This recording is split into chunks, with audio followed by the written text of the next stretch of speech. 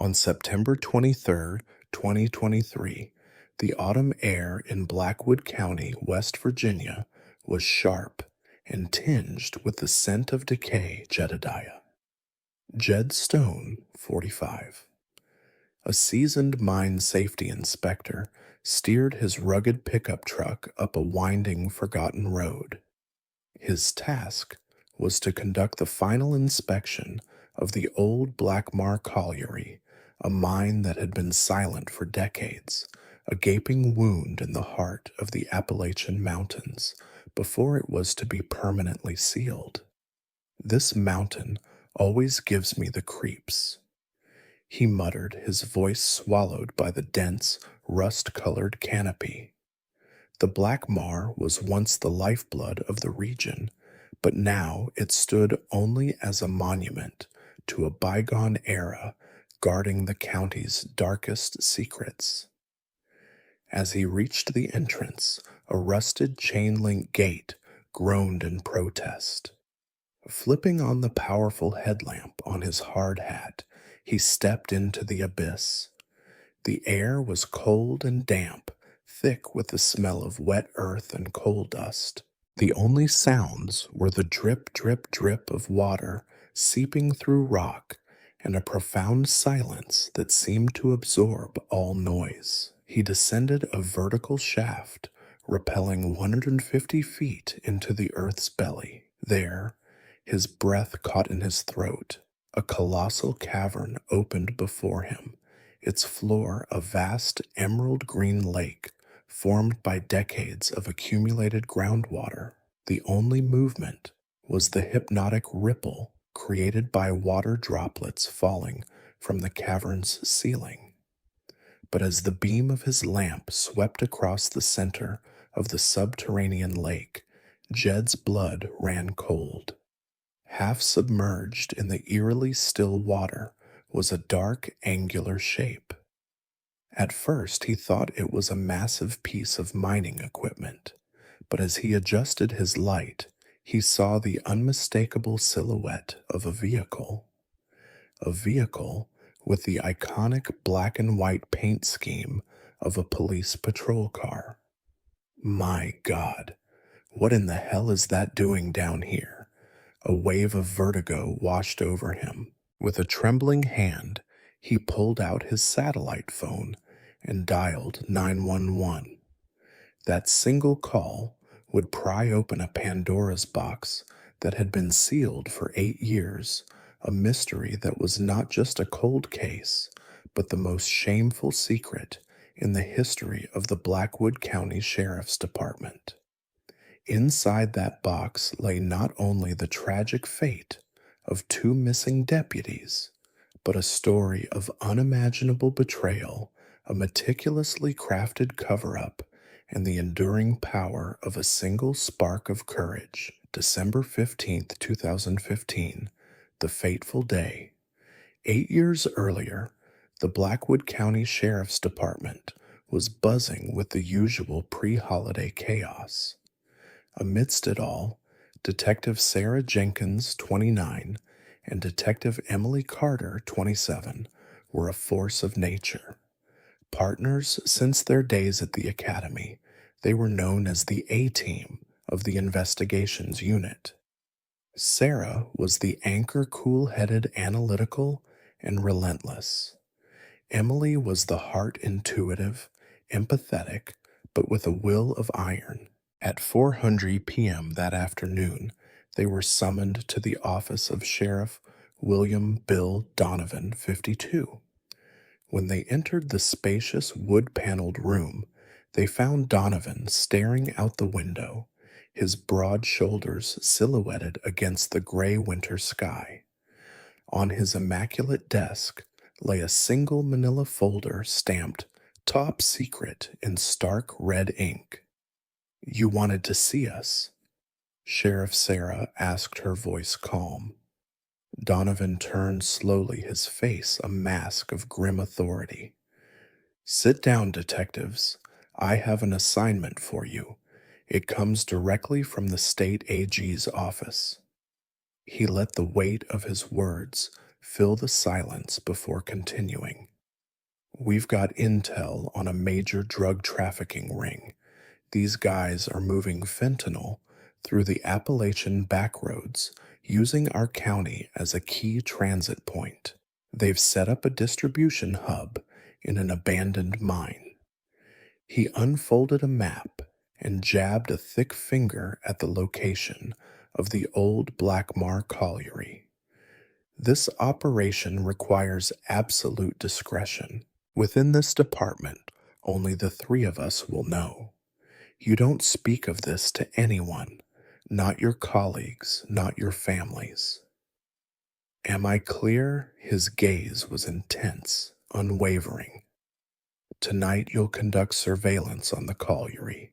If you see in any suspicious activity, you report directly to me and only me. This could be dangerous, so stick together and do not, under any circumstances, engage.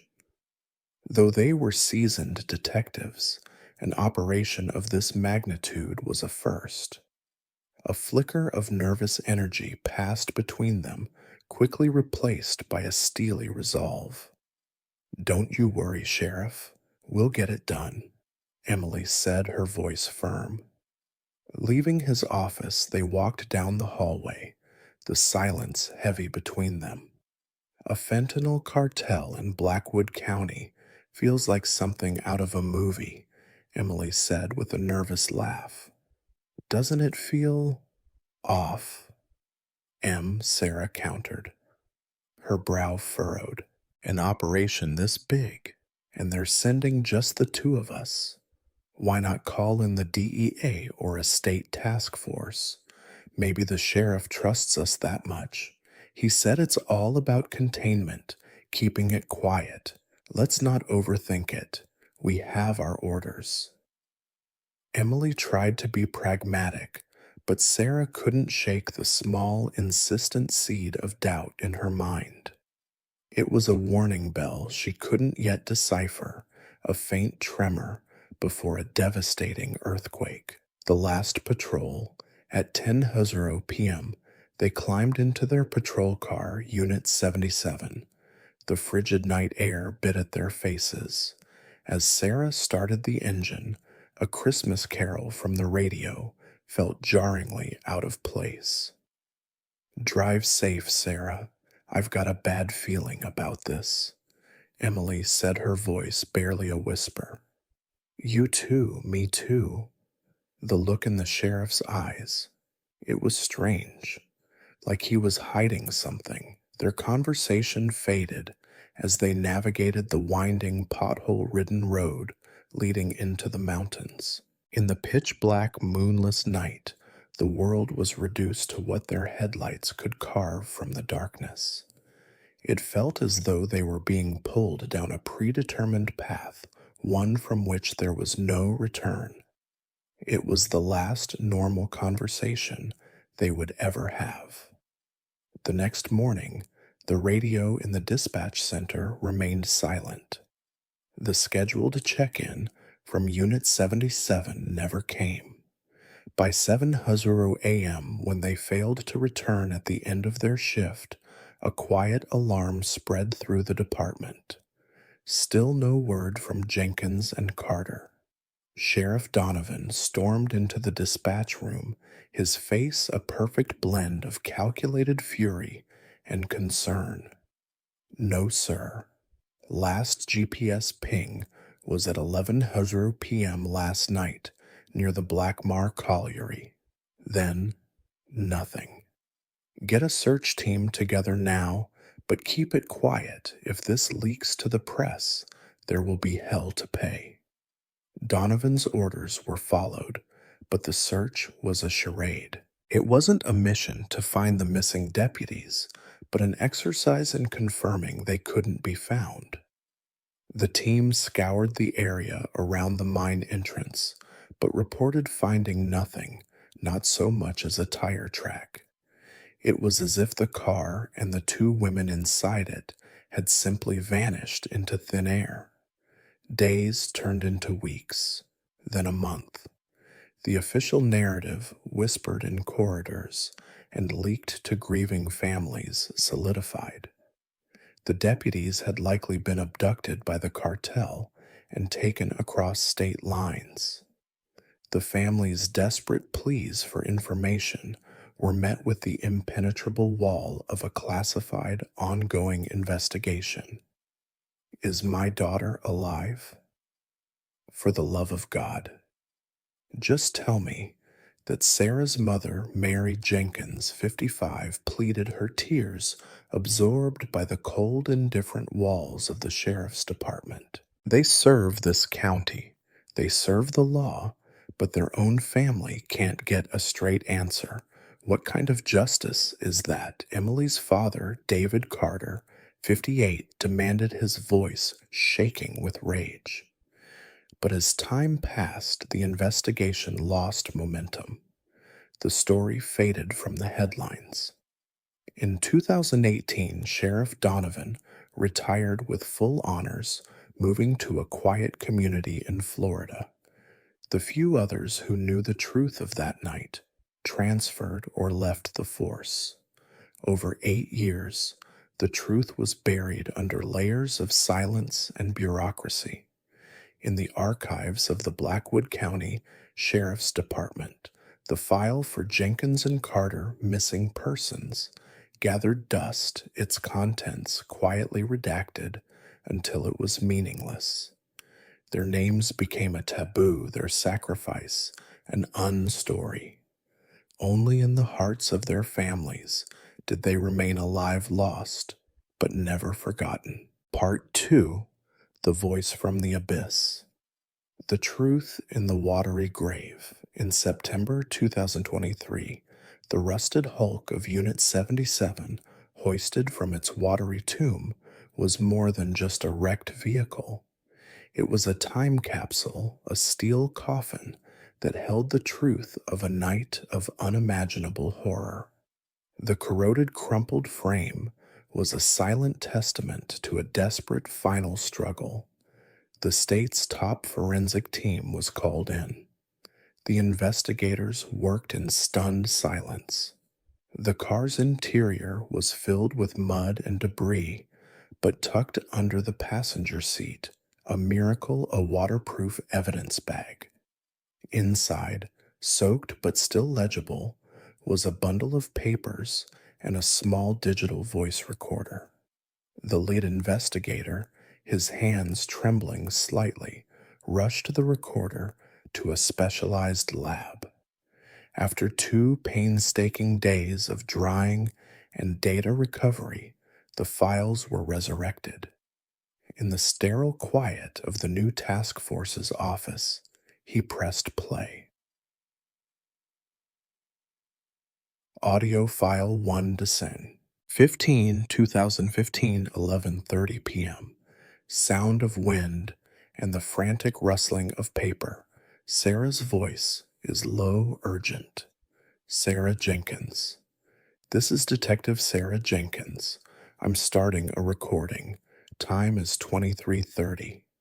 Detective Carter and I are inside the 3rd shaft of the Blackmar Colliery as ordered, but what we found isn't drugs. Emily Carter, voice shaking. Sarah, my God, these are ledgers. They're records of kickbacks. Kickbacks from construction companies for the new highway bypass, paid to senior county officials. The amounts are staggering. Sheriff Donovan, Commissioner Mills. Their names are all over this. Sarah Jenkins, damn it. The drug bust was a lie, a setup. He sent us here to find and destroy this stuff, or he was testing us. Emily Carter, testing us. What do we do now, Sarah Jenkins? We secure the evidence. This recording, these ledgers, this is everything. This can bring them all down. Emily, stay sharp. From this moment on, we trust no one but ourselves. The first recording ended, leaving the investigators in a state of shock. This wasn't a case of deputies stumbling upon a cartel. This was a conspiracy that reached the highest levels of local government, orchestrated by the very man sworn to uphold the law. Audio file 2 December 16, 2015, 12:45 a.m. The frantic roar of an engine, the screech of tires on gravel. Sarah Jenkins. Through gritted teeth, hold on. Emily, they're on us. Emily Carter. Sobbing. Sarah, those cars, that's Deputy Miller's truck. It's our own people. How can they do this? Sarah Jenkins. They're in on it. Donovan's cleaning house, and we're the loose ends. Radios jammed, no cell service. We're completely cut off. Emily Carter. What did we do to deserve this? Is finding the truth a crime? Sarah Jenkins. Don't you dare cry, Emily. If we break now, they win. We have to get off this mountain. We have to get this to the world. Audio file 3 December 16, 2015, 1:05 a.m. The audio is distorted. A deafening crunch of metal, the shattering of glass, and then the horrifying sound of rushing water. Emily Carter, a blood-curdling scream, Sarah. Sarah Jenkins, a pained groan. Emily, you okay? Damn it. The car? It went over. Emily Carter, pure terror in her voice. Water. The water's coming in. The doors are jammed. They won't open. Sarah Jenkins, help somebody. Please help us. If anyone finds this, Sheriff Donovan, A final gurgling splash, and then absolute silence. The recording stopped. The room was deathly quiet. This wasn't just evidence. It was a final testament, a desperate cry for help sent from beyond the grave. It was the voice of truth, which had waited 8 years in a cold, silent tomb to be heard. The knock of conscience, the new investigation, exploded into motion. But the primary suspect, former Sheriff Bill Donovan, had died in Florida in 2018 from a sudden aggressive cancer, a death that was in hindsight terrifyingly convenient. The other officials named in the ledger had since retired, moved away, or also passed away. It seemed the conspiracy might have buried its secrets with its dead. Then a breakthrough. In December 2023, a middle-aged man walked into a state police barracks in Ohio and announced he wanted to confess. His name was Frank Miller, 50, a former sergeant with the Blackwood County Sheriff's Department. For 8 years, he had been haunted by the ghosts of his colleagues. I was there that night, he stammered, his body trembling uncontrollably. I helped kill them. In the interrogation room, Miller unburdened his soul. Sheriff Donovan called a few of us in for an emergency briefing. He said Jenkins and Carter had gone rogue, that they'd stolen evidence and were planning to sell it. He ordered us to bring them in by any means necessary. His story corroborated the recordings perfectly. We chased them up the mountain road. Jenkins was a hell of a driver, but we cornered them near the old mine. They lost control. The car went straight into the open shaft. The lead investigator leaned forward. What happened after the crash? Frank Miller broke down completely, his face buried in his hands. We heard them. After the car hit the water, we could hear them, screaming for help, banging on the windows. We were about to call for rescue gear, but then his voice dropped to a choked whisper. Donovan's voice came over the radio. Stand down, he said. Let it be. We'll report it as an accident. Anyone who speaks a word of this will be considered a traitor and dealt with accordingly. We just we just stood there. We watched. We listened as the sounds got weaker and then stopped. We let them die. Miller's confession was the final devastating piece of the puzzle. It was murder by omission, a crime of breathtaking cruelty. Based on his testimony, divers returned to the subterranean lake and recovered the remains of the two detectives. Forensic analysis confirmed they had not died on impact, but had survived for some time, ultimately succumbing to hypothermia and drowning. The truth in all its horror was finally out. 8 years later, Mary Jenkins was finally able to bring her daughter home. Clutching the flag-draped casket, she wept. "My baby girl, you must have been so scared in that cold, dark place. You're home now. You're finally home." Part 3. Justice Never Dies.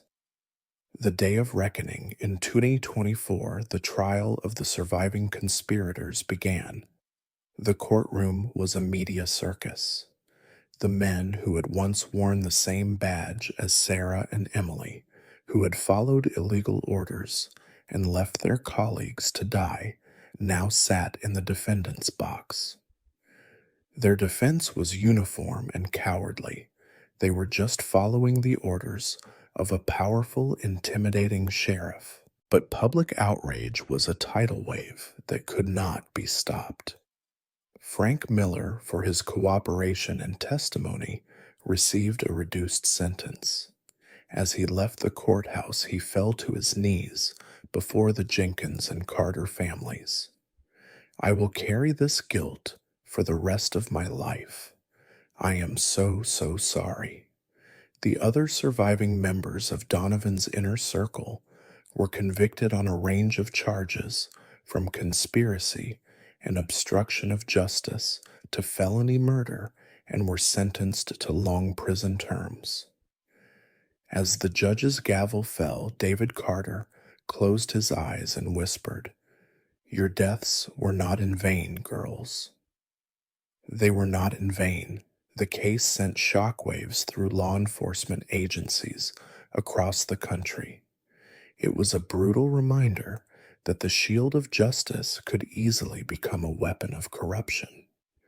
The state's attorney general launched a full-scale investigation into systemic corruption, leading to a sweeping overhaul of internal affairs protocols and whistleblower protection laws. The legacy of heroes. In the front lawn of the Blackwood County Courthouse, a memorial of polished black granite was erected for Detective Sarah Jenkins and Detective Emily Carter. The inscription reads, "In honor of two heroes who gave their lives in the pursuit of truth, may your courage forever be our guide." Every year on December 15th, a ceremony is held there. Officers, citizens, and the families gather to remember their sacrifice. The state of West Virginia established the Jenkins Carter Integrity Award, presented annually to an officer who demonstrates exceptional courage in the face of corruption. Their names, once erased, were now etched into the very definition of honor. The old Blackmar Colliery was permanently sealed, its dark secrets finally laid to rest. A small, simple plaque was placed at the entrance, a quiet reminder of the battle that was fought in its depths. Frank Miller, after serving his time, now speaks at police academies and ethics seminars. "This is the only penance I can offer," he says, "to make sure what I did, what I failed to do, never happens again." Epilogue. The Weight of Truth. This is a true story that unfolded from 2015 to the present day. It is more than a story about the tragic deaths of two police officers. It is a story about how truth can be buried by power and silenced by fear, but it is also a story about how that same truth, no matter how deep it is buried, can be resurrected by a single act of conscience. Sarah Jenkins and Emily Carter did not die in vain. Their sacrifice exposed a deep seated cancer and forced a painful but necessary reckoning. A new generation of officers now looks to their story as a lodestar, a reminder of who they are truly sworn to serve and protect. How does this story leave you? Does it show you that truth, though it may take years, will eventually surface? Do you see how the courage of one individual can trigger an avalanche of change? Justice lives in the memory of those who refuse to forget, and the truth eventually always finds its way into the light. This is the final enduring message from the two heroes who waited 8 long years in a cold, watery grave. Thank you for listening to these important real-life stories. If they move you, please support the channel with a subscription, a like, and by sharing this story. Let the courage of Sarah Jenkins and Emily Carter remind more people of the enduring value of justice. We will return next week with another story that will touch your heart. Justice never dies. Thank you.